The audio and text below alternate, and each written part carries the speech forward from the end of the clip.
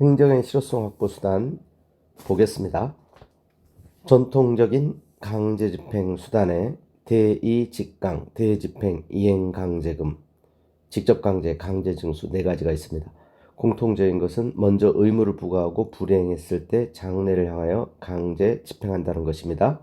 그리고 의무 부과 없이 곧바로 실력을 행사하는 즉시 강제가 있습니다. 대이직강, 즉시 강제 이 다섯 가지 행정기본법에 명문화되어 있습니다. 특별히 일반 조항이 없었던 이행강제금, 직접강제, 즉시강제에 대한 일반 조항이 행정기본법에 신설되었다는 게 의미가 있겠습니다. 그리고 과거의 의무 위반에 대한 제재로서 행정형벌과 행정질서벌, 즉 과태료가 있습니다. 그리고 새로운 의무행 확보수단으로 과징금, 가산세, 공급 거부, 명당 공표, 관어사업 제한 등이 있습니다. 강제집행 내용을 보겠습니다. 가장 대표적인 것이 대집행이라고 할 수 있습니다. 대집행은 불이행된 대체적 자기 의무를 행정청이 스스로 또는 제3자를 통해 실현시키고 의무자로부터 비용을 징수하는 강제집행 수단입니다. 일반 법으로 행정대집행법이 있습니다.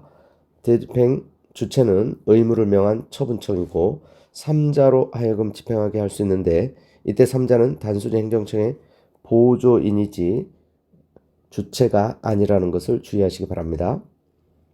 대집행의 요건을 봅니다. 공법상 대체적 자기 의무 불이행이어야 합니다. 자, 공법상 의무여야 하고 사법상 의무는 대집행 대상이 될 수 없습니다. 그리고 대체적 의무 위반이어야 됩니다.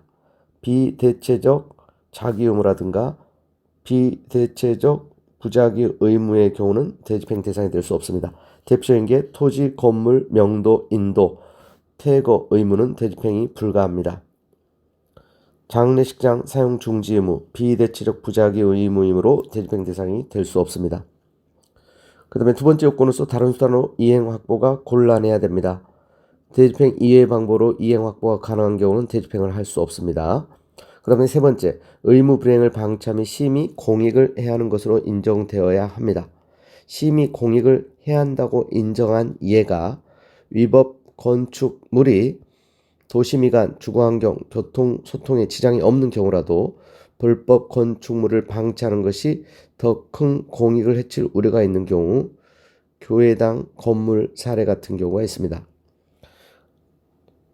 자, 기타 쟁점으로 대집행 요건으로 불가증력이 발생할 것은 요건이 아닙니다. 그리고 대집행 요건이 충족했다 하더라도 대집행을 발동할 것인가 말 것인가 재량행위라는 게 판례입니다. 그리고 대집행 절차는 개통실비, 계고, 대집행 영장 통지 실행, 대집행 비용 징수 네 단계로 진행이 됩니다. 네 단계 모두 처분성이 인정됩니다. 특별히 계고는 2차, 3차 계고는 연기 통지에 불과하고 1차 계고만 처분이라는 게 중요합니다. 그리고 계고 통지는 비상시 위험이 절박한 경우 생략이 가능하다는 것을 기억하셔야 됩니다. 자, 그 다음 실행은 권력적 사실행입니다. 역시 처분성이 인정되고 그 다음 비용 징수 명령은 일종의 하명이고 역시 처분성이 인정됩니다. 자, 그리고 대집행에 대한 구제 제도로서는 개통 실비 모두 처분서 인정돼서 항고소로 다툴 수가 있고 대집행이 완료된 경우에는 원칙적으로 법률상 이익이 없습니다. 이런 경우는 손해배상 소송을 통해서 구제가 가능하다고 볼 수 있습니다. 자, 그리고 이행강제금에 대한 것을 보겠습니다. 이행강제금은 집행벌이라고도 합니다. 자, 이행강제금은 일신전속적입니다. 승계할 수 없습니다. 심리적 압박을 통해 장래 의무행을 확보하는 간접적 강제집행 수단입니다. 전통적인 견해는 대책 자기무 불이행 경우는 대집행, 비대책 자기무 불이행 경우는 이행강제금 구분했는데 오늘날은 다수의 판례죠. 대책 자기무 불이행에 대해서도 이행강제금이 가능합니다. 이행강제금과 대집행은 선택적 활용이 가능합니다. 자, 그리고 이행강제금은 장래를 향한 의무행 확보 수단이라는 점에서 과거의 의무 위반에 대한 제재인 행정벌과 구별해야 됩니다. 행정벌과 이행강제금은 같이 부과할 수 있습니다. 이중처벌 금지 원칙에 위배되지 않습니다. 또 이행강제금은 반복 부과가 가능합니다. 행정벌은 반복 부과할 수 없습니다. 자, 이행강제금은 급부하명이고 처분성이 인정됩니다.